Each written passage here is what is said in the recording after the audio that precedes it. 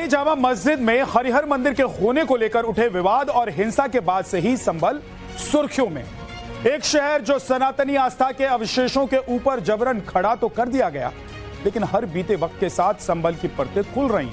प्राचीन मंदिर, बावड़ियों और कूपों से पटे शहर संभल में एक बार फिर से बुलडोजर एक्शन हुआ तो 50 साल पुराना कुआं सामने आ गया, जो 1978 के दंगों के बाद से बंद पड़ा था, या यूं कहें कि एक धर्म विशेष के लोगों द्वारा पाट दिया गया था। सनातनी आस्था का नया ठिकाना बन चुके इस संभल ने अपने भीतर आस्था के और कितने प्राचीन स्मृतियों और चिन्हों को छुपा रखा है, यह बड़ा सवाल है। सवाल यह भी है कि क्या ऐसा भी वक्त आएगा कि संभल समतल हो जाएगा। देखिए संभल पर हमारी स्पेशल। हिंदुस्तान के दो प्रदेश उत्तर प्रदेश और पश्चिम बंगाल की तस्वीर आपकी टेलीविजन स्क्रीन पर है। पहली तस्वीर उत्तर प्रदेश के संभल की है, जहां हिंदू सनातनी गर्व से सीना ताने अपने मुख्यमंत्री योगी आदित्यनाथ के जयकारे लगा रहा है। और दूसरी तस्वीर पश्चिम बंगाल के मुर्शिदाबाद की, जहां हिंदू सनातनी हिंसा और दंगों के दंश में आंसू बहा रहा है। दोनों ही तस्वीर में संदेश बड़ा है, लेकिन पहले संभल के हिंदुओं के लिए गौरव की बात, फिर मुर्शिदाबाद के हिंदुओं का दर्द।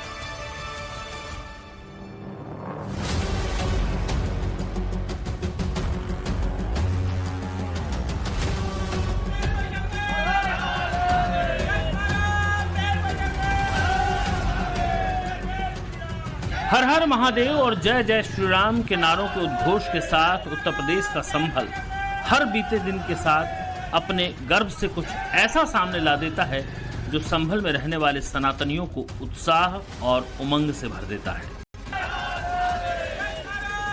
धरातल से तकरीबन 6 फीट की खुदाई के बाद 50 साल पुराना एक प्राचीन कुआं सामने आया तो हर कोई हैरान रह गया।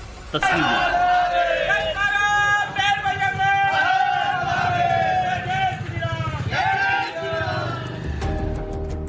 आसपास खड़े इन बच्चों के दिलो दिमाग में ये सवाल जरूर आ रहा होगा कि आखिर जिस संभल में वो पैदा हुए पले बढ़े, वो संभल वो नहीं जो उन्हें आज की तारीख में दिखाई दे रहा है, बल्कि असली संभल तो उनके आज के संभल के नीचे दबा हुआ है।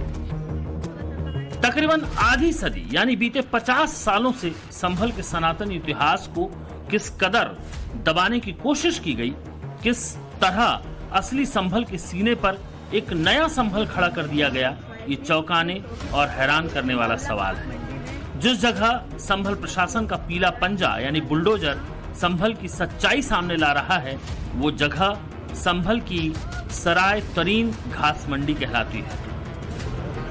इसी इलाके में लक्ष्मी नारायण मंदिर है और मंदिर के ठीक सामने ये बुलडोजर अपने पंजों से मिट्टी खोद रहा है, और बेवजह नहीं खोद रहा।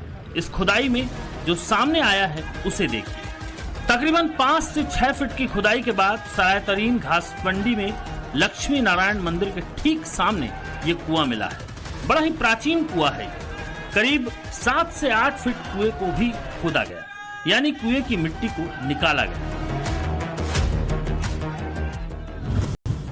बताया जा रहा है कि इस प्राचीन कुएं में संभल के हिंदू परिवार पूजा अर्चना करते थे।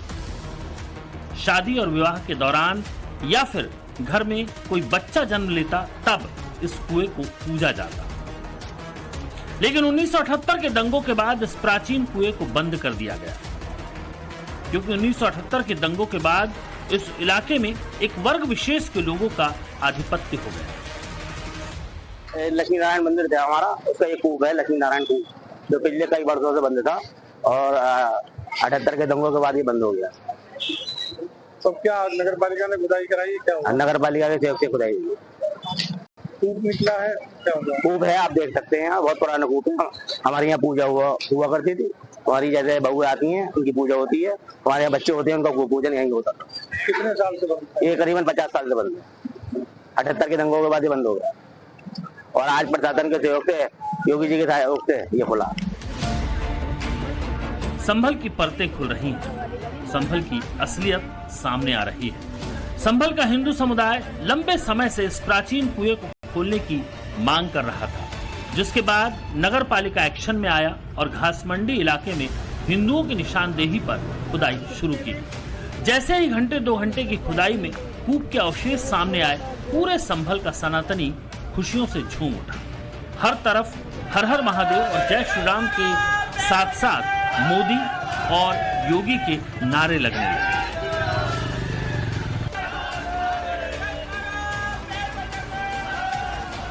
भगवान विष्णु के 10वें अवतार कल्कि के जन्म स्थान माने जाने वाले संभल ने अपने इतिहास में वाकई बहुत कुछ छिपा रखा है।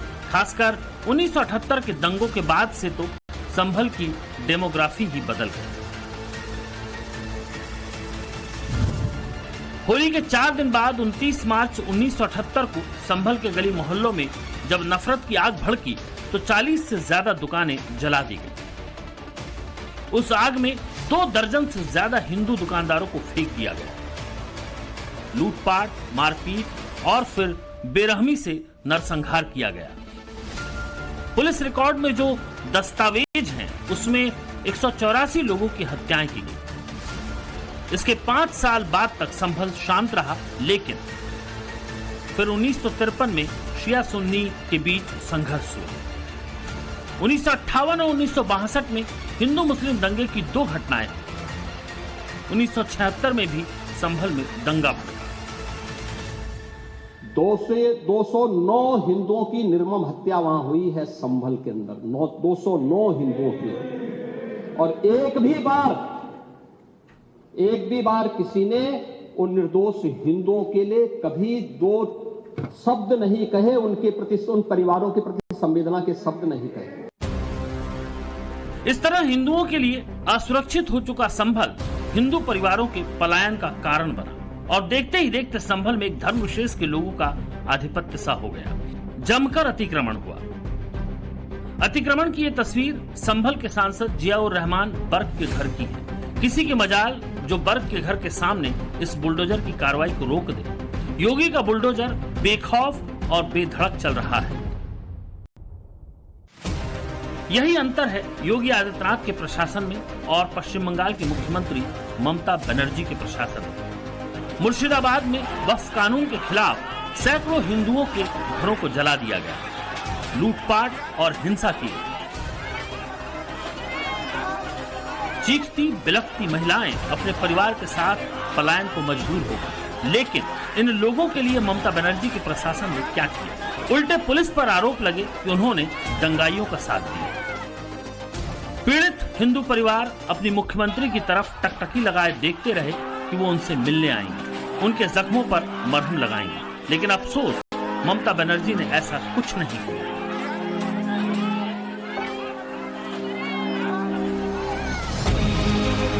लेकिन वहीं दूसरी तरफ योगी मजाल है कोई यूपी को मुर्शिदाबाद बनाने की कोशिश कर ले, तभी तो योगी के मॉडल की डिमांड पश्चिम बंगाल में भी उठती है। 1978 के बाद सनातनी आस्था का केंद्र संभल इतिहास बनता चला गया। लेकिन योगी जैसे सख्त प्रशासक की वजह से संभल एक बार फिर अपने प्राचीन और गौरवशाली इतिहास की तरफ लौट रहा है।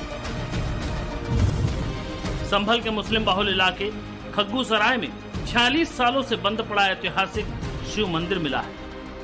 17 दिसंबर को खंडहर नुमा बांके बिहारी मंदिर के पास 1857 की बनी बावड़ी मिलने का दावा किया गया है। 1992 में संभल में हुए दंगे के बाद से बंद मोहल्ला कछवायन में प्राचीन राधा कृष्ण मंदिर को 32 साल बाद योगी प्रशासन ने खुलवाया है। बहुत राज बाकी है, अभी तो बहुत कुछ बाकी है। जितनी खुदाई होगी उतने ही मंदिर कुएं निकलते चले जाएंगे। अभी तो बहुत राज और राज आना भी चाहिए। योगी जी हमारे इतनी मेहनत कर रहे हैं तो कुछ सोच समझ के कर रहे होंगे। सभी को बाबा योगी जी ने तो कर रखा है। संभल के पूरे ऊपर बाबा का हुआ है, बुलडोजर चल रहा है और सभी जितने तीर्थ हैं, हमारे पास में भी एक तीर्थ है, उस पर भी बाबा के आशीर्वाद से उन पर काम चल रहा है। वहीं दूसरी तरफ पश्चिम बंगाल का मुर्शिदाबाद है, जो ममता बनर्जी के शासनकाल में हिंदुओं के लिए शमशान बना जा रहा है। पूरा दुकान, पूरा घर में जितना सामान था सब लूट लिया है। हमें दुकान जला दिया, हम का खाएंगे, का की करेंगे, हम लोग कैसे रहेंगे? क्या हम लोग यहाँ घर छोड़कर सभी लोग चले जाए यहाँ से? अपने बच्चे लोग बड़े बड़े हैं घर में। 100 करोड़ हिंदुओं के देश में हिंदुओं के उत्साह और दर्द की दो तस्वीरें अगर टाइम्स नाउ नवभारत की टीम के सामने ये सवाल पूछती हैं कि योगी आदित्यनाथ और ममता बनर्जी के राज में कौन सुरक्षित है, तो उसका जवाब हर किसी के सामने है।